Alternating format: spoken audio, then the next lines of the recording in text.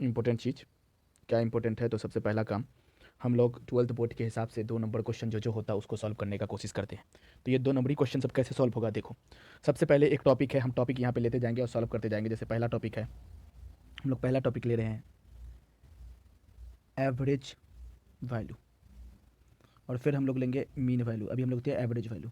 ये average value क्या होता है, तो एवरेज वैल्यू तुमसे पूछेगा 2 नंबर में व्हाट इज़ एवरेज वैल्यू, तो तुम बोलोगे it is defined at half cycle of AC because at full cycle average value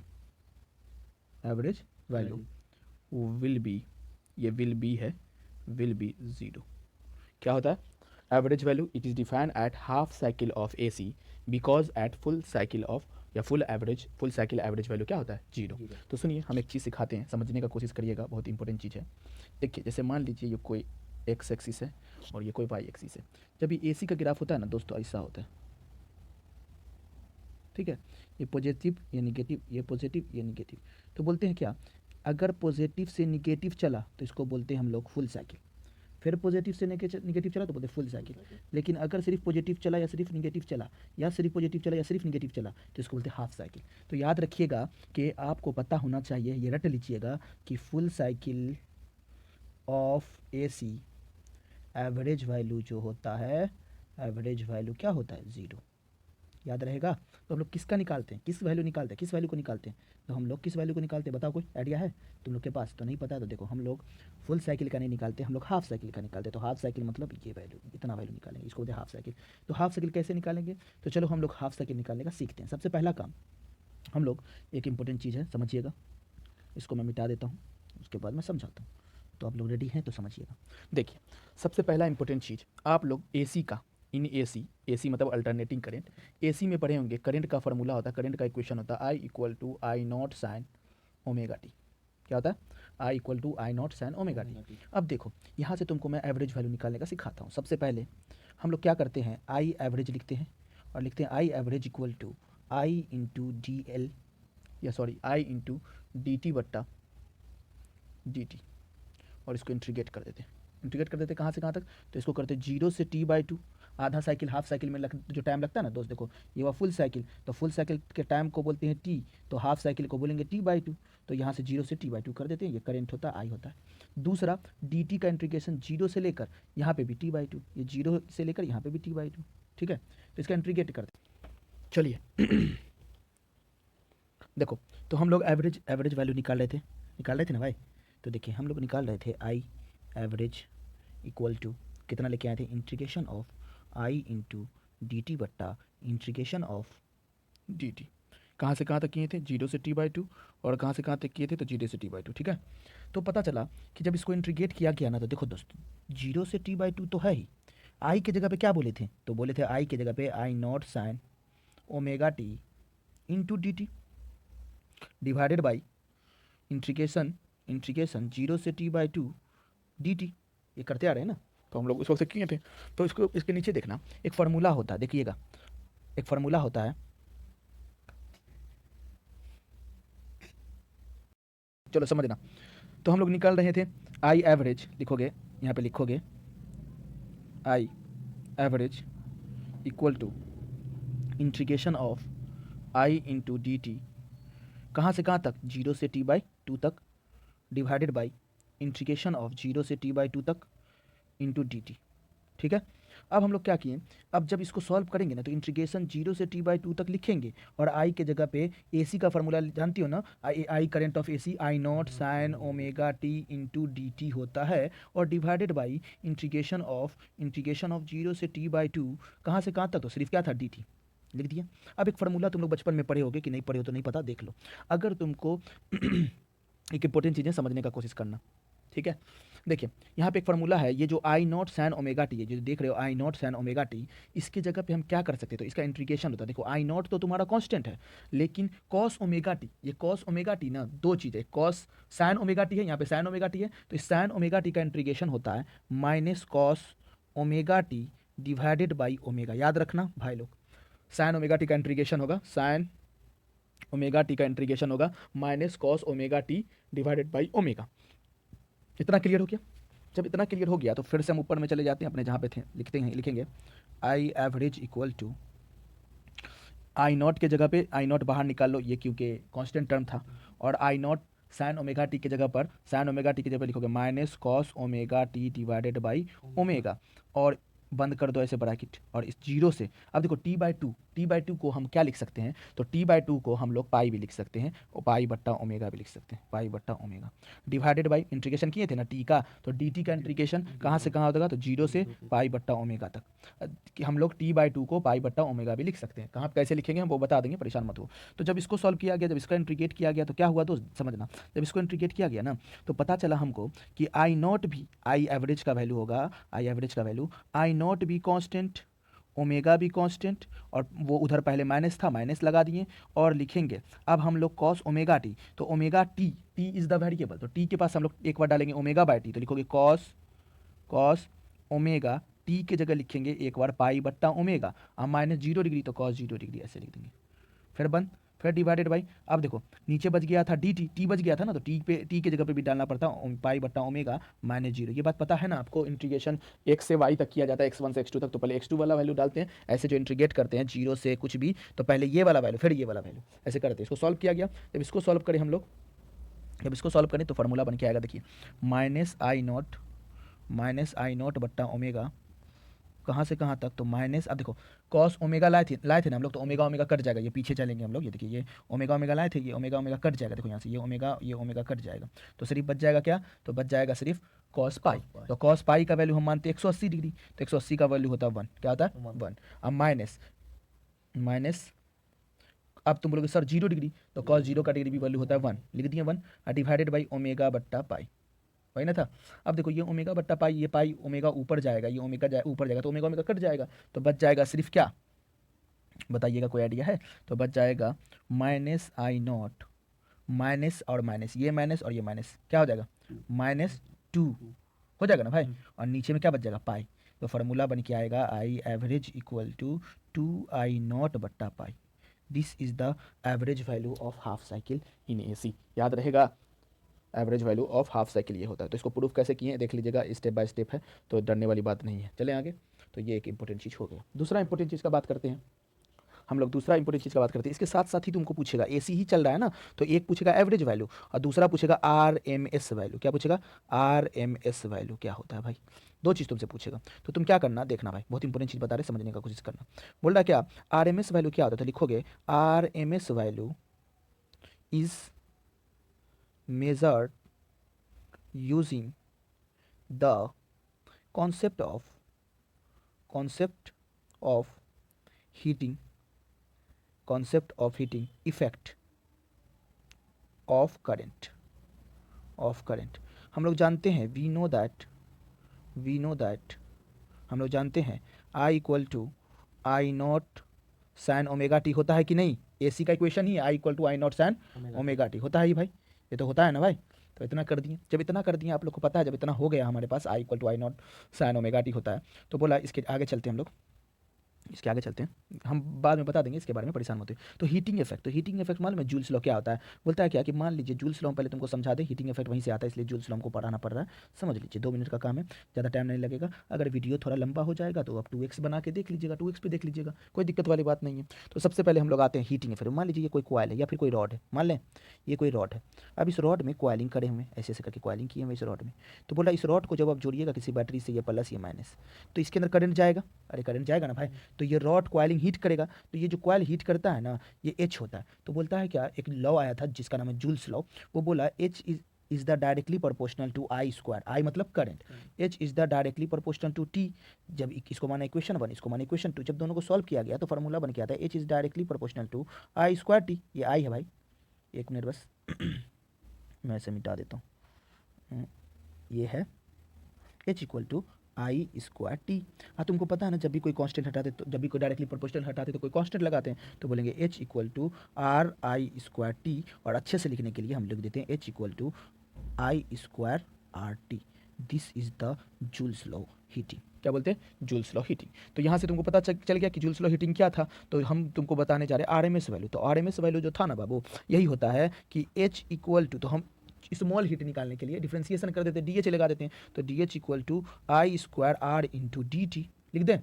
तो अब I square R T into D T लिख दिया। अब डी टी से लिखे ना, ये तो कांस्टेंट टर्म है, ये तो वेरिएबल टर्म है, टी इज द वेरिएबल। तो यहाँ पे ना आई नॉट का, ये भी आई नॉट का ही वैल्यू होगा। तो आई नॉट का ही इंटीग्रेशन या डिफ्रेंसिएशन करेंगे। तो देखो क्या करते हैं, आई नॉट की जगह हम लिख देंगे I naught sine omega T का square into R into D T. इतना काम कर दिए। अरे ये आई नॉट, आई की जगह आई नॉट साइन ओमेगा टी, तो इसी का फॉर्मूला ही होता है। तो इतना करने के बाद आप जब इसको सॉल्व करिएगा तो हो जाएगा आई नॉट स्क्वायर, होगा ना भाई। उसके बाद sine square omega T into R into D T. तो अच्छे से इसको लिखेंगे तो हो जाएगा आई नॉट का स्क्वायर आर इंटीग्रेशन, यहाँ पे हम कॉमन ले लेते हैं। इसमें से क्या कॉमन ले ले बताओ, इसमें से क्या कॉमन ले लेते हैं हम लोग, तो बताइए कुछ आइडिया है। तो मान लेते हैं साइन स्क्वायर ओमेगा टी, इस ओमेगा टी को हम मान लेते हैं कांस्टेंट। तो एक फॉर्म इसको सॉल्व करने पे आ जाएगा 1 minus cos 2 omega theta divided by 2 into D T. अब तुम लोग सर ये क्या कर दिए, तो देखो यहाँ पे थोड़ा सा इंपॉर्टेंट चीज़ है। देखो यहाँ वहाँ हम लोग पढ़े थे साइन ओमेगा टी का इंटीग्रेशन, यहाँ पर साइन स्क्वायर ओमेगा टी का डिफरेंस इंटीग्रेशन पढ़ रहे हैं किसका। तो यहाँ पढ़ेंगे हम लोग, एक चीज़ बता रहे हैं, इतना तक रहने दो। यहाँ देखो हम समझा रहे हैं तुम लोग को। यहाँ हम लोग करेंगे sign omega T, sign square omega T का इंटीग्रेशन का फॉर्मूला होता है 1 minus cos 2 omega T divided by 2। याद रहेगा, नहीं याद है तो कोई बात नहीं है, जो अभी बता रहे हो उतना ही समझो। तो इसको कर दिए। तो हम आगे पढ़ाए थे ना, पीछे देखो यहाँ पे पढ़ाए थे ना भाई, ये देखो इतना लाए थे ना, इतना लेके आए हैं ना, इसको इतना लेके आए हैं। तो इसको हम सॉल्व करने जा रहे थे, देखना। तो यहाँ पे हम क्या करते हैं, टोटल हीट लिखते हैं। Total heat equal to integration of DH। तो बन जाएगा ये, वहाँ पे जो कांस्टेंट था ये कांस्टेंट बाहर आ गया था, ये 2 भी बाहर आ गया था। तो इसको सॉल्व करने के बाद जो आया था आपको इंटीग्रेशन कर देंगे 1 इंटू डी से। और एक देखो यहाँ पे लंबा चौड़ा कैलकुलेशन हो जाता है, तो हम बता रहे इसका सॉल्यूशन, इसका लंबा चौड़ा कैलकुलेशन हो जाता है, इसका सॉल्यूशन हम बता रहे। देखो यहाँ पे थोड़ा गड़बड़ा जाएगा, हमको पता है गड़बड़ाएगा, परेशान नहीं होना। तो देखो यहाँ पे हम तुमको सॉल्व करके दिखाते हैं अच्छा से। H equal to I not square R बट्टा 2। तो इंटीग्रेशन किया जाता है आई इंटू डी टी का, ये जो पहले मिला था ना आई इंटू डी टी, उसका इंटीग्रेशन किया था। तो मत करना, डी टी का इंटीग्रेशन टी होता है, minus sign square omega T था तो उसका इंटीग्रेशन किए थे cos 2 omega T by 2 1 minus, फिर कॉस 2 ओमेगा टी का डी टी से इंटू था तो उसका इंटीग्रेशन किए। तो बन के आएगा साइन 2 ओमेगा टी बट्टा 2 ओमेगा, कहाँ से कहाँ, तो 0 से टी, क्योंकि आरएमएस वैल्यू हमेशा टी तक का निकालते हैं, मतलब फुल वेव का निकालते हैं, फुल साइकिल का निकालते हैं। जब इसको सॉल्व करेंगे तो फॉर्मूला बन के आ जाएगा H इक्वल टू, नहीं करना सॉल्व तुम लोग, परेशान मत हो, सीधा लिख देना H equal to I square R T बट्टा 2। जब इतना कर लिए तो हम मान लेते हैं आई आर आरएमएस वैल्यू को, सही है, आरएमएस वैल्यू मान लेते हैं आई आर की जगह। तो यहाँ पे फॉर्मूला बनाएंगे हम लोग, if I R equal to, या आई भी बोलो, आई भी मान लेते हैं वर्चुअल वैल्यू, क्या मान लेते हैं, वर्चुअल वैल्यू। तो बन के आ जाएगा then H equal to I square R T था ना, तो ये आई की जगह क्या माने हम लोग, I virtual value into R T equal to H। अरे माने है ना, तो आर एम एस वैल्यू का फॉर्मूला होता है आई नॉट बट्टा √2। क्या होता है, आई नॉट बट्टा √2। तो यहीं से आ जाएगा। इसको जब सॉल्व करोगे ना, अभी फॉर्मूला पढ़ा है ना, H equal to I square R T. देखो बाबू लोग, ये जो H equal to I square R T आया है, हम इस आई को मान लेते हैं क्या, आई आर, या फिर आई आर एम एस बोलो, या फिर क्या बोलो, आई वर्चुअल वैल्यू, जो बोलना बोल सकते हो तुम। तो देखो जब इसको हम बाहर निकालेंगे, समझना, बहुत अच्छा चीज़ बता रहे हैं, समझने की कोशिश करना, यहीं से हम लोग आंसर ले जाएंगे। तो हम इसको H equal to I R square R T लिखे हैं, और हम लिखेंगे I square equal to H बट्टा आर टी, सही लिख रहे हैं ना। और H जो तुम लेके आए थे इंटीग्रेशन करके हीटिंग इफेक्ट से, ये तुम ये लेके आए थे I not square R by 2 into, यही लेके आए थे, into I not square R into बटा 2, और ये भी टी भी था, और divided by R into T, यही था। तो तुम ये आई नॉट आर टी काट दिए, ये भी टाइम ही था, ऐसा नहीं है, स्मॉल टी कैपिटल टी भी लिख सकते हो, तो काट दी, यहाँ पे स्मॉल टी भी लिख सकते हो, कोई दिक्कत वाली बात नहीं है। तो यहाँ पे से बन के आया I R square equal to I not square बट्टा 2। और जब E R R M S निकाल रहे हो तो तुम लिखोगे I R equal to root under I not square बट्टा 2। अरे बोलो ना, है ना। तो ये तो आई नॉट स्क्वायर 2 रूट के अंदर है, तो एगो बाहर आ जाएगा, तो बन जाएगा I R equal to I naught बट्टा √2। This is the answer. समझ में आ गया। तो हमको पता चला कि आई आर एम एस जो होता है वो आई नॉट बट्टा √2 होता है। प्रूफ हो गया, कुछ क्लियर हुआ। क्या क्लियर हुआ? समझ जाना पीछे से देख के, नहीं समझ में तो 2 बार वीडियो को रिकॉल करना, समझ में आ जाएगा, कोई दिक्कत वाली बात नहीं। ठीक है, कैसे सॉल्व हुआ? थोड़ा सा पेचीदा है, लंबा है, क्या करोगे, तुमको तो 2 नंबर चाहिए तो करना पड़ता है भाई। चलो अब हम लोग शुरू करने वाले हैं। एसी के बारे में पढ़ लिए, देख लिए। तुम लोग पढ़ रहे हो कि नहीं घर पे? अगर नहीं पढ़ रहे हो, अब कम टाइम बचा है भाई, तो पढ़ना पड़ेगा तुमको। तो इसमें एक इंपॉर्टेंट चीज़ है, हम एसी पढ़ाने जा रहे हैं, तो एसी के बारे में हम लोग सीखेंगे, अभी अपना दिमाग नहीं लगाना है। तो चलो हम लोग एसी कंप्लीट करते हैं, आज पूरा एसी देखते हैं। तो बोल रहा क्या कि एसी में सीख लिए हम IRMS निकालना, और क्या क्या निकालना सीख गए, RMS निकालना सीख गए, और एवरेज वैल्यू निकालना सीख गए। तो एक इंपॉर्टेंट नया टॉपिक शुरू करने जा रहे हैं, समझना। ये सिर्फ एसी और EMI का है, बोर्ड के लिए क्विक रिवीजन। तो सबसे पहले तुम्हारा ऑब्जेक्टिव में पूछेगा, तो तुम बना के आना, रोना मत। देखो सबसे पहले हम लोग करंट 3 तरह का होता है, जो तरह का होता है हम बताते जा रहे हैं। कहाँ कहाँ? तो एसी में। तो सबसे पहले देखो करंट, यहाँ पे लिखो करंट, और इधर लिखो, इसको मैं नीचे ले जाता हूँ, और इधर लिखो एवरेज वैल्यू, ठीक है, और इधर लिखो पीक वैल्यू, और इधर लिखो RMS वैल्यू, और इधर लिखो एंगुलर वैल्यू, एंगुलर फ्रीक्वेंसी भी लिख सकते हो, एंगुलर वैल्यू, एंगुलर फ्रीक्वेंसी। चलिए शुरू करते हैं, देखिएगा काम का चीज़ है। देखिए काम का चीज़ क्या? पहला ये है कि एक इक्वेशन होता है I = I0 sin omega T, sorry उल्टा लिख दिया मैं।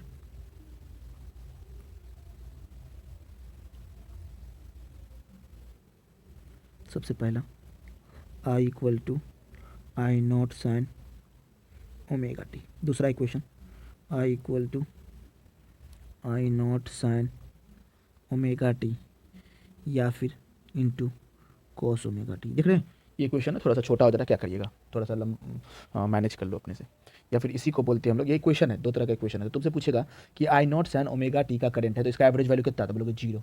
बोलेगा दूसरा करंट है I0 sin omega 2 into cos omega T, तो बोलोगे इसका भी एवरेज वैल्यू 0। इसका पिक वैल्यू तो जो पहले मिलेगा ना भाई, पिक वैल्यू होता है, तो इसको बोलोगे I0 इसका पिक वैल्यू है। लेकिन इसमें तो 2 को नहीं मिल रहा है, इसमें तो साइन भी है कॉस भी है, तो इसका पिक वैल्यू क्या होगा? तो इसको sine I0 sin omega T into cos omega T को ऐसे भी लिखा जाता है, I = I0/2 sin 2 omega T. ठीक है, तो अब तो इसको मिल गया ना पहला वाला वैल्यू। तो जो पहला वाला वैल्यू होता है I0/√2, sorry I0/2, this is the इसका पिक वैल्यू। समझ में आ गया? अगर तुमको I = I0 sin omega T RMS value बोल रहा है, तो बोलोगे I0/√2, और इसका पूछ रहा है तो बोलोगे I0/2√2, क्योंकि पहले से भी तो ये 2√2 है, और ये 2 कर देना। चले आगे। इसका फ्रीक्वेंसी हो तो ओमेगा, इसका फ्रीक्वेंसी हो तो 2 ओमेगा। तो याद रखना, ये इंपॉर्टेंट चीज़ था। अभी कुछ इंपॉर्टेंट चीज़ बताने जा रहे हैं, समझिएगा। तो आज के बाद याद रखिएगा, RMS का फार्मूला होता है पिक वैल्यू बट्टा √2। याद हो गया? अरे याद हो गया ना? चलिए काम का चीज़ हम लोग पढ़ेंगे आज इसके बारे में। कितने तरह के बारे में? तो देखो हम लोग पढ़ने जा रहे हैं एसी के बारे में। तो बात करेंगे आज एसी के बारे में और EMI के बारे में, उसका चैप्टर खत्म हो जाएगा। तो आप लोग स्पीड कर सकते हैं अगर वीडियो बड़ा बने तो। देखिए सबसे पहले हम लोग बात करते हैं डिफरेंट, इससे ऑब्जेक्टिव बनेगा, समझ जाओ तुम लोग, different type of AC circuit. तो different type of AC circuit, तो पहला सर्किट का नाम है, एसी का पहला सर्किट का नाम है प्योर रेसिस्टेंस। पहला सर्किट हम लोग पढ़ेंगे प्योर रेसिस्टेंस। उसके बाद दूसरा पढ़ेंगे हम लोग pure inductance, not conductance, inductance. क्या पढ़ेंगे?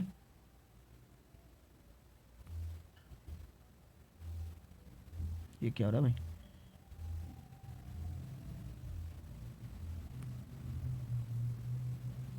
Pure inductance. उसके बाद पढ़ेंगे प्योर कैपेसिटेंस। ठीक है, तो 3 तरह का सर्किट पढ़ेंगे, इसी 3 का फिर कॉम्बिनेशन पढ़ेंगे। तो अभी 3 सर्किट पढ़ लिए ना, अब इस तीनों का कॉम्बिनेशन पढ़ेंगे। सबसे पहले हम लोग पढ़ते हैं प्योर रेसिस्टेंस, उसके बाद बात करेंगे। अभी लोग हम कौन रेसिस्टेंस देख रहे हैं? Pure resistance. इसका मतलब ये सर्किट में सिर्फ रेसिस्टेंस होगा, और यहाँ पे कोई करंट सप्लायर या वोल्टेज सप्लायर सिस्टम लगा हुआ है। इसका रेसिस्टेंस R है, इसके अंदर जो वोल्टेज जा रहा है V = IR है।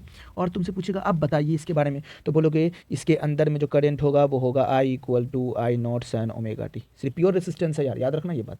उसके बाद इसके अंदर जो होगा RMS वैल्यू IRMS, तो बोलोगे IRMS = I0/√2। या फिर तुमसे पूछेगा कि आप हमको बताइए कि V = IR होता है, V मतलब वोल्टेज, तो वोल्टेज की जगह पे तुमको EMF बोलेगा ERMS = क्या? तो जब तुम ERMS लिए हो ना, तो I भी लेना RMS × R। तो यहाँ से IRMS निकालोगे तो बोल सकते हो ERMS बट्टा क्या? R। ठीक है, तो RMS लेना है तो RMS वाला टर्म, और सिर्फ जब RMS बोलेगा आई नॉट के टर्म में तब लगाओगे आई नॉट बट्टा √2, लेकिन EMF दिया, वोल्टेज को EMF बोलते हैं AC में, तो EMF बोलेगा तो तुम्हें ना क्या करना, E नॉट कर देना। EMF मतलब वही वोल्टेज ही को EMF बोलते, कोई दिक्कत वाली बात नहीं है। अब इतना बात क्लियर हो गया तो आगे चलते हैं, आगे सिखाएंगे, अभी परेशान नहीं होना, बस नॉर्मल चीज़ सिखाने समझने की कोशिश करना। दूसरा हम लोग पढ़ रहे हैं सिर्फ प्योर इंडक्टेंस। अब तुम लोग सर ये इंडक्टेंस क्या होता है, देखो दोस्त, अगर तुम्हारा कॉइल ऐसे है, कॉइलिंग किया हुआ है और कोई सप्लाई वोल्टेज लगा हुआ है, देख रहे हो, तो इसको बोलते हैं इंडक्टेंस। इंडक्टेंस को दिखाते हैं एल से, किससे दिखाते हैं, एल से। तो देखो इसमें भी वही कुछ होगा, कुछ नहीं करना है तुमको। सबसे पहले रेसिस्टेंस, इंडक्टेंस है तो एल है ना, एल, इस इंडक्टेंस को रेसिस्टेंस के टर्म में बनाओ। तो अगर इंडक्टेंस को इंडक्टर, एक्चुअली इसको बोलते हैं इंडक्टर, हम इंडक्टेंस बनाते हैं, इंडक्टेंस मतलब रेसिस्टेंस बनाते हैं, इंडक्टर को रेसिस्टेंस बनाते हैं, तो लिखते हैं एक्सएल। क्या लिखते हैं, एक्सएल। तो एक्सएल का नाम है प्योर इंडक्टेंस। क्या नाम है, प्योर इंडक्टेंस। तो इंडक्टेंस बनाने के लिए एक्सएल का फॉर्मूला होता है XL equal to omega L. क्या होता है, XL equal to omega L. ये ओमेगा होता है एंगुलर फ्रीक्वेंसी, इसका फॉर्मूला होता है 2πn इंटू एल। तो XL का दो फार्मूला, एक ओमेगा एल और एक 2πn इंटू एल। ये ओमेगा एंगुलर फ्रीक्वेंसी और एल है इंडक्टेंस या इंडक्टर, XL है इंडक्टेंस और ये 2πn है फ्रीक्वेंसी। एन क्या है, फ्रीक्वेंसी, और एल तो जानते ही हो। तो ये दोनों फार्मूला याद है, अभी यूज़ करेंगे, परेशान नहीं हो। आगे चलते हैं हम लोग। अब हम लोग देखेंगे प्योर क्या, अरे बोलो ना, हम लोग आप क्या पढ़ेंगे, प्योर कैपेसिटेंस। ठीक है, तो प्योर कैपेसिटेंस क्या होगा ना, कैपेसिटर देखियो, कैपेसिटर ऐसे लगा होता है, ऐसे करके, this is the pure capacitance. Capacitor में एक पॉजिटिव प्लेट होगा, नेगेटिव प्लेट होगा। तो देखिएगा, इंपॉर्टेंट चीज़ है, सबके बारे में हम सिखाएंगे, अभी टेंशन नहीं लो, बस अभी इतना याद रखो कि सी को बोलते हैं कैपेसिटर, लेकिन इसके XL को बोलते हैं क्या, कैपेसिटर, इंडक्टिव कैपेसिटेंस। क्या बोलते हैं, इंडक्टिव कैपेसिटेंस।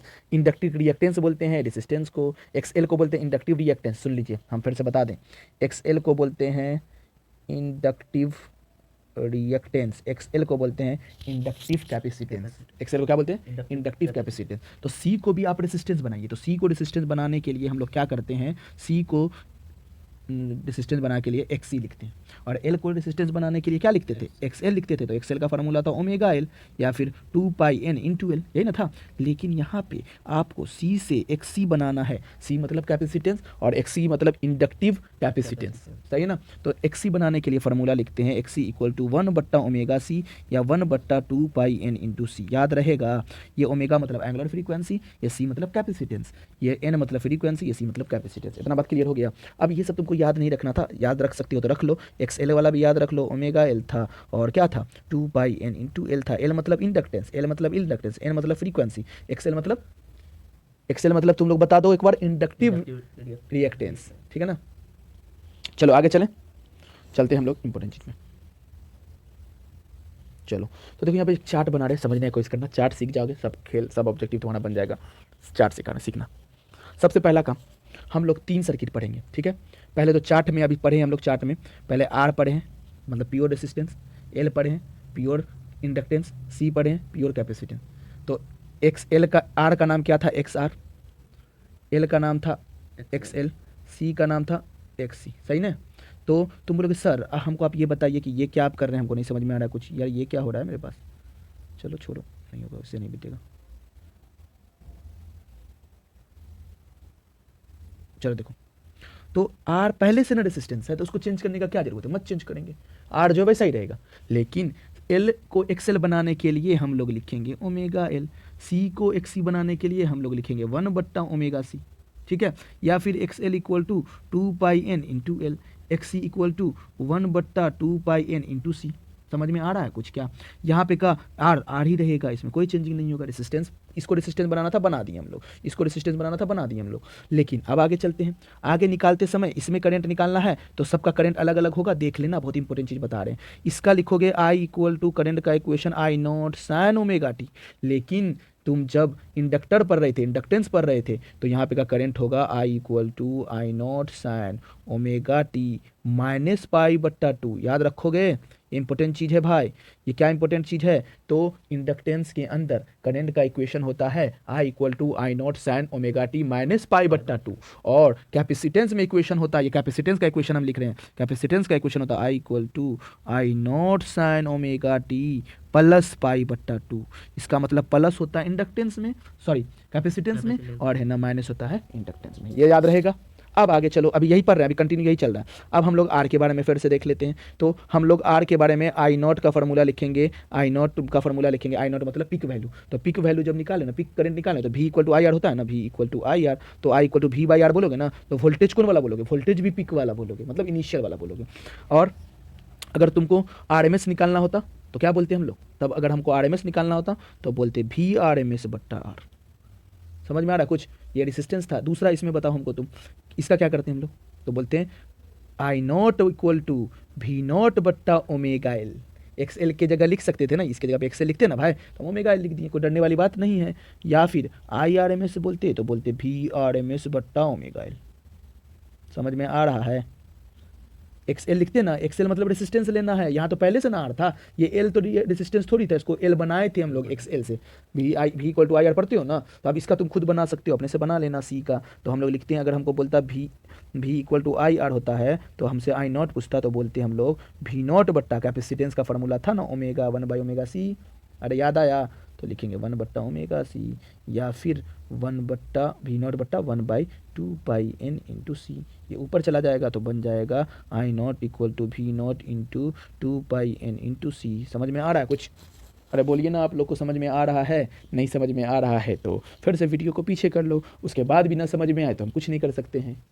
चले हम लोग आगे कंटिन्यू करें, तो चलो अगला हम लोग कुछ काम का चीज़ सीखते हैं फिर से। अभी हम लोग खत्म कर लेंगे, बस 2 मिनट में खत्म हो जाएगा, रोना नहीं है। देखो एक समझाएंगे, खुद ब खुद सीख जाओगे तुम लोग। अब हम लोग ना कैपेसिटर का जो तीन हम लोग सॉरी इन अभी जो हम लोग ये पढ़े ना, कौन सा चैप्टर पढ़ रहे हैं हम लोग, एसी। तो एसी में 3 सर्किट पढ़े, कौन कौन सर्किट था,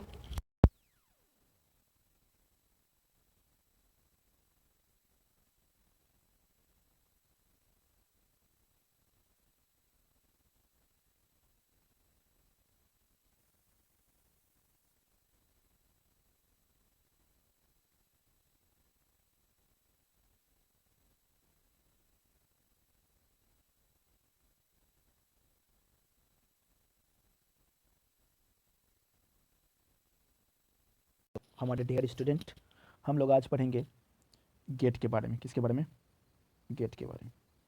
ये गेट क्या है, इस गेट से अभी बिहार बोर्ड में 5 नंबर पूछेगा, ऑब्जेक्टिव में भी पूछ सकता है और सब्जेक्टिव में भी पूछ सकता है। तो देखते हैं 1-2 क्वेश्चन आ सकता है, इसलिए हम लोग पढ़ लेते हैं गेट क्या आता है। वैसे नीट में इससे 1 क्वेश्चन तो फिक्स है, 1 क्वेश्चन मतलब 4 नंबर। कितना नंबर, 4 नंबर। तो चलो शुरू करते हैं हम लोग गेट के बारे में पढ़ना। तो देखिएगा, गेट जो है ना, तुमसे पूछेगा व्हाट इज़ लॉजिक गेट। सबसे पहले ये पूछेगा तुमसे 2 नंबर में कि व्हाट इज़ लॉजिक गेट, तो तुम बोलोगे देखो गेट जो होता है, सबसे पहला हम लोग पढ़ते हैं गेट। गेट 2 तरह का होता है, एक होता है बेसिक गेट, बेसिक गेट, और एक होता है combination of gate, combination of gate. ठीक है ना। तो बेसिक गेट में कौन कौन गेट आता है, तो देखो पहला गेट का नाम है और गेट, दूसरा गेट का नाम है एंड गेट, और तीसरा गेट का क्या नाम है, तो नॉट गेट। ठीक है, ये 3 को बेसिक गेट होता है। कॉम्बिनेशन गेट क्या होता है, अगर आप नॉट को NOT नॉट को OR के साथ और गेट के साथ जोड़ दिए तो बन जाता है नॉर गेट। ठीक है, इसको मैं ऊपर ले जाता हूँ। और अगर आप नॉट को एंड गेट के साथ जोड़ दिए, किस गेट के साथ, एंड गेट के साथ, तो बन जाएगा नैंड गेट। ठीक है, तो 1 2 3 4 और 5, ये 5 तरह का गेट है। आपको बोर्ड एग्जाम में इस 5 में से एक आ सकता है। लेकिन अगर आप नीट का एग्ज़ाम देते हैं तो क्या होगा, आपके साथ एक और गेट पूछेगा, जिस गेट का नाम है यूनिवर्सल गेट। क्या नाम है, यूनिवर्सल गेट। अब आप बोलिएगा सर यूनिवर्सल गेट क्या होता है, तो यूनिवर्सल गेट 2 तरह का होता है, एक होता है एक्स और गेट और एक होता है एक्स नॉर गेट। सीख गए क्या। तो चलिए आज हम लोग शुरू करते हैं, पहले 2 नंबर के बारे में सीखते हैं कि ये गेट क्या होता है। तो चले शुरू करें भाई। तो बोलोगे गेट क्या है, एक स्विच है, ए स्विच मतलब बटन, विच, इधर देखना सब आदमी, विच कैन बी क्लोज्ड या ओपन, हाँ विथ, सुन रहे, या फिर सीधा बोल दो is called, with is called gate. क्या समझ में आ गया आप लोग को, ये गेट क्या होता है, इसके बारे में आप लोग क्लियर हो गए। अगर गेट के बारे में पता चल गया है तो होगा क्या, एक स्ट्रक्चर बनाएंगे, एक इसके अंदर ना ये डिजिट होता है, एक डिजिट को बोलते हैं हम लोग बाइनरी डिजिट। हाँ, ये बाइनरी डिजिट 0 होता है या फिर 1 होता है। यही दोनों डिजिट का यूज़ हम लोग करते हैं, डिजिट का यूज़ करते हैं हम लोग कहाँ, कंप्यूटर में। कहाँ यूज़ करते हैं, कंप्यूटर में। इंपॉर्टेंट बात यह है कि अगर आप 0 या 1 यही दोनों नंबर ले सकते हैं गेट के अंदर, इनपुट और आउटपुट। ये कंडीशन होता है, मैं सिखाऊंगा तुमको आउटपुट क्या होता है, इनपुट क्या होता है बताएंगे। लेकिन अगर अगर हम 1 डाल दें, इसका मतलब पता चलेगा, अभी हम तुमको दिखा रहे हैं, देखना। अगर तुम किसी सिस्टम में इनपुट 1 डाल रहे हो, क्या डाले हो, 1, तो पता चलेगा, ये रिप्रेजेंट करेगा कि भाई भैया वो जो स्विच था ना किसका, गेट का, वो ऑन है। ठीक है। और अगर आप 0 डाल रहे हैं, इसका मतलब उस गेट का जो स्विच है ना वो ऑफ है। ठीक है। तो चलो तुमको सबसे पहला गेट के बारे में सिखाते हैं, दैट इज कॉल्ड और गेट। किस गेट के बारे में सिखाते हैं, और गेट। सीखना, सीख जाओगे तो बड़ा मज़ा आएगा, नहीं सीखोगे तो तुम्हारा बहुत इजी इजी क्वेश्चन खराब हो जाएगा, नीट का भी और बोर्ड का भी। तो सीखते हैं हम लोग। देखिए और गेट क्या होता है, तो सबसे पहले और गेट का हम लोग सिंबल सीखते हैं कि सिंबल क्या होता है और गेट का। रेडी हैं आप लोग, तो चलिए हम लोग सबसे पहले तुमको सिंबल सिखाते हैं, और सिंबल अगर सीख लिए ना तो ट्रूथ टेबल तुमको निकालने का ट्रिक बता देंगे। ये ऑब्जेक्टिव में पूछेगा तुमसे तो बता देना, नहीं तो सब्जेक्टिव में पूछेगा 2 नंबर में व्हाट इज और गेट, तो वो भी बता देना। या फिर 5 नंबर में पूछ सकता है or gate, nor gate and add gate को डिराइव करिए, या फिर ए नैंड गेट और है ना, या फिर नॉर गेट को डिफाइन करिए, तो बोल देगा, दोनों में से कुछ भी बोल सकता है। ठीक है। तो उसके लिए परेशान आप लोग को नहीं होना। सबसे पहला काम, और गेट क्या होता है, तो देखिए और गेट का सिंबल होता है ऐसा। ठीक है, ये ऐसा सिंबल होता है तीर के जैसा। ठीक है। अब देखिए इसके अंदर एक लाइन, इसके अंदर एक लाइन, इसको बोल दिए ए, इसको बोल दिए बी, और ये जो बाहर निकल रहा है इसको बोल दिए वाई। ये A and B is input. A and B क्या है, इनपुट। और ये वाई क्या है, तो वाई इज आउटपुट। ठीक है, पहला एक चीज़ सीख लिए हम लोग, क्या सीखे, सिंबल। दूसरा हम और गेट के बारे में सीख रहे हैं कि फार्मूला क्या होता है। फार्मूला आउटपुट, आउटपुट का फार्मूला क्या होता है, तो बोलोगे Y equal to A plus B. क्या बोलोगे, Y equal to A plus B. ठीक है। दूसरा इंपॉर्टेंट चीज़, अगर हम ये सीख लिए हैं तो और गेट के बारे में ही अभी पढ़ रहे हैं, तो और ही गेट पढ़ रहे हैं अभी, तो और गेट का दूसरा चीज़ देखते हैं, बोलेन स्ट्रक्चर या बोलेन ट्रूथ टेबल। ठीक है ना, इसको बोलते हैं, अभी जो हम बोले हैं ना, इसको बोले बोलेन एक्सप्रेशन बोलते हैं या बोलेन अलजेब्रा बोलते हैं। इसका मतलब कि ए प्लस बी होता है यहाँ और वाई के इक्वल। तो ए प्लस बी क्या था, ए क्या था इनपुट, बी क्या था इनपुट, और वाई था आउटपुट। तो आउटपुट का फॉर्मूला याद रखना। यहाँ तीसरा चीज़ हम लोग सीखेंगे और गेट में, ट्रूथ टेबल। क्या सीखेंगे, ट्रूथ टेबल। तो बोलो सर ये ट्रूथ टेबल क्या होता है, तो देखो ट्रूथ टेबल क्या होता है समझने की कोशिश करना। मान लेते हैं, मान लेते ये ए है, मान लेते ये बी है, मान लेते ये वाई है, मान लें, अरे बोलो ना हाँ। तो देखो सबसे पहला काम, वो जो अभी आप गेट नहीं बनाए थे, गेट, ये जो गेट बनाए थे, यार पेन क्यों नहीं चल रहा है मेरा, चलो कोई बात नहीं। ये जो गेट बनाए थे, इसको बोले ए, इसको बोले बी, इसको बोले वाई, बोले ना। तो बोला अगर ए 0 डालिएगा या 1 डालिएगा, तो प्रोबेबिलिटी बना लेते, पहले ए को माने 0 और फिर बी को माने 1, फिर ए को माने 1, फिर बी को माने 0, फिर दोनों को 0 मान लिए और फिर दोनों को 1 मान लिए। ये थोड़ा सा ख़राब लग रहा है, इसलिए हम यहाँ पे ना क्या करते हैं, ये थोड़ा सा हम इसको सही कर लेते हैं। ठीक है क्या बाबू लोग, चलिए हो गया। अब देखो, अभी तुम नहीं पढ़े हो y equal to A plus B, तो चलो 0 प्लस 1 क्या होता है, 1, 1 प्लस 0 1, 0 प्लस 0 0, 1 प्लस 1 2 मत बोल देना, 1 प्लस 1 1 ही होता है। This is the truth table for और गेट। यहाँ पर और गेट आपका ख़त्म हो गया। अब हम लोग चले जाते हैं अपने दूसरे टॉपिक पर, जिस टॉपिक का नाम है क्या, तो दूसरा गेट का नाम है एंड गेट। ठीक है। तो देखिए, देखिए ये एंड गेट होता क्या है दोस्त, तो ये एंड गेट के बारे में सबसे पहले हम लोग सीखेंगे सिंबल। क्या सीखेंगे, सिंबल। तो ये देखिए एंड में डी आ रहा है ना, तो सिंबल ऐसे डी के जैसा होगा।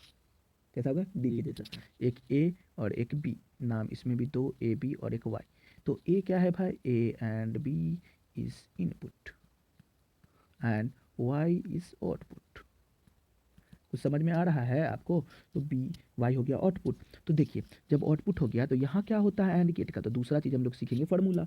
तो यहाँ बोलोगे Y equal to A dot B होता है, ए डॉट बी याद रहेगा। एंड गेट में क्या होता है, ए डॉट बी, और गेट में क्या होता है, ए प्लस बी, यही याद होना चाहिए, ए प्लस बी होता है। याद रहेगा आपको कि नहीं, नहीं याद रहेगा तो दिक्कत हो जाएगा, याद रखना। चलो हम लोग वाई भी सीख लिए, मतलब फार्मूला भी सीख लिए। अब हम लोग सीखते हैं ट्रूथ टेबल के बारे में। ट्रूथ टेबल के बारे में ठीक है क्या, तो देखिए ट्रूथ टेबल क्या होता है, आप ऐसे बॉक्स बनाइए, यूँ यूँ यूँ यूँ, टुई क्यों बना दिए, इधर लिख दिया, ऐसे ऐसे बॉक्स घेर सकती हो तुम, कोई दिक्कत वाली बात नहीं है। चलो इसको मान लो ए, इसको मान लो बी, इसको मान लो वाई, मान लें भाई। तो चलो अब आप जो फोटो बनाए थे डी, इधर इधर ऐसे किए थे, तो ये माने थे ए, ये माने थे बी, ये माने थे वाई। चलो एक बार मानते इसको जीरो, इसको वन, एक और इसको वन, इसको जीरो, एक और दोनों को जीरो और एक और दोनों को वन। इससे ज़्यादा प्रोबेबिलिटी होगा क्या? कोई नहीं हो सकता। तो चलो अब नहीं होगा। तो देखो zero into one, zero into one क्या होता है भाई मेरे? जीरो इंटू वन जीरो होता है, one into zero zero, zero into zero zero, one into one one. ठीक है क्या? This is the truth table for किसका? अरे बोलो ना, एंड गेट का। चलो एंड गेट भी सीख लिए, अरे सीखे ना। अब तीसरा हम लोग पढ़ने जा रहे हैं नॉट गेट। नॉट गेट, देखिए नॉट गेट ना कुछ नया है, समझना। ये नॉट गेट क्या होता है ना, तो ऐसे तीर होता है, तीर, और इसके ऊपर ऐसे बबल लगा होता है, और इसके पास एक ही इनपुट होता है और एक ही आउटपुट होता है। मान लो इसमें डाले ए, तो वाई जो निकलेगा ना, इस ए तो आएगा, ये ए दिया तो एक ए ही आएगा, लेकिन इस बबल की वजह से इसके ऊपर बार लग जाता है, तो फार्मूला बन के आता है वाई इक्वल टू ए पर बार। एंड गेट, एंड गेट का फार्मूला है वाई इक्वल टू ए पर ए पे बार। यार ये क्यों नहीं चल रहा है फिर? तो वाई इक्वल टू ए पर बार, जिसकी वजह से तो इसको बोलते हैं बबल। क्या बोलते हैं? बबल। तो देखो एक काम का चीज़ हम सिखाते हैं। अभी हम लोग 3 गेट पढ़ लिए अब, और बेसिक गेट खत्म हो गया। अब हम लोग बेसिक गेट जब खत्म कर लिए तो अब हम लोग पढ़ने जा रहे हैं कम्बिनेशन ऑफ गेट। तो देखिए कम्बिनेशन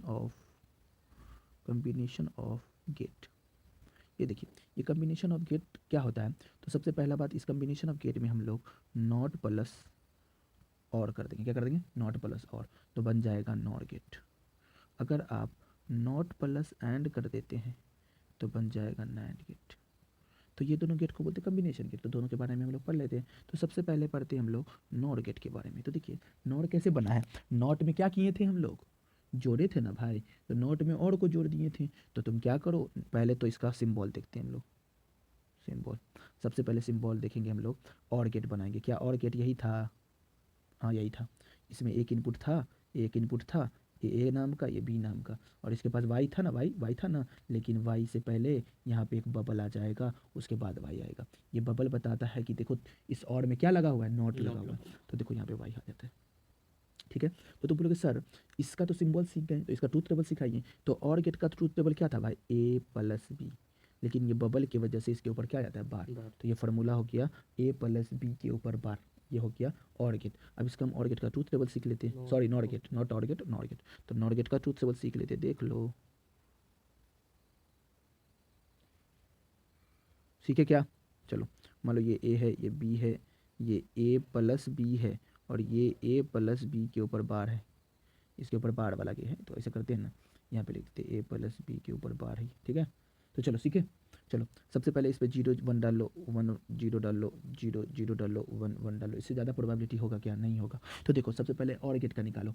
और गेट का जीरो प्लस वन क्या होता था? जीरो प्लस वन वन होता था, वन प्लस जीरो वन होता था, जीरो प्लस जीरो जीरो होता था, वन प्लस वन वन होता था। लेकिन यहाँ पर हमको ये वाला जो देख रहे हो, ये वाला, यही तो बताना है तुमको। इसको इसको बोलते हैं ए प्लस बी के ऊपर बार। तो चलो ये बताते हैं। होना है तो वन, लेकिन इस बार की वजह से उल्टा हो जाएगा। वन जाएगा तो जीरो हो जाएगा, जीरो जाएगा तो वन हो जाएगा। तो वन गया तो इसका उल्टा आएगा जीरो, यहाँ वन है तो इसका उल्टा आएगा जीरो, जीरो है तो यहाँ पे आएगा वन, वन है तो यहाँ पे आएगा जीरो। समझ में आ गया? ये बार का काम ही होता है उल्टा कर देना। तुम इसके अंदर जीरो डाल दिए हो तो क्या निकलेगा? वन, और वन डाले हो तो क्या निकलेगा? जीरो। समझ में आया? बोलिए ना हाँ या ना। क्लियर? चलो इतना क्लियर हो गया तो ये ट्रूथ टेबल भी खत्म हो गया। किसका? नॉर का। अब हम लोग पढ़ने जा रहे हैं इसके बाद वाला गेट का, क्या नाम था? NAND gate. ठीक है, तो देखो नॉट, नॉट में एंड लगाए हैं, एंड में नॉट लगाए हैं ना, तो पहले तुम एंड गेट बना लो। बना लिए, इसके पास एक इनपुट, एक इनपुट, इसके पास बबल लगा के ऐसे लिख दो। इसको बोल दो ए, इसको बोल दो बी, इसको बोल दो वाई। ये बबल बता रहा है कि इसके अंदर नॉट लगा हुआ है। तो लिखेंगे Y equal to A plus नहीं, एंड का क्या था? डॉट। तो बोलेंगे ए डॉट बी। क्या बोलेंगे? ए डॉट बी, और इसके की वजह से बबल बार लगा देंगे। तो ये बन जाएगा Y equal to A plus B के ऊपर बार। ठीक है क्या? तो ये फार्मूला हो गया किसका? नैंड गेट का। अब इसका ट्रूथ टेबल सिखा देते हैं। वही ट्रूथ टेबल बना लो ऐसे। कुछ समझ में आ रहा है? देखिए इसको मानिए ए, इसको मानो ए, इसको मानो बी, इसको मानो ए डॉट बी के ऊपर बार। चलो zero one, one zero, zero zero, एक और लेना था ना भाई, तो इसको मैं मिटा लेता हूँ, एक मिनट।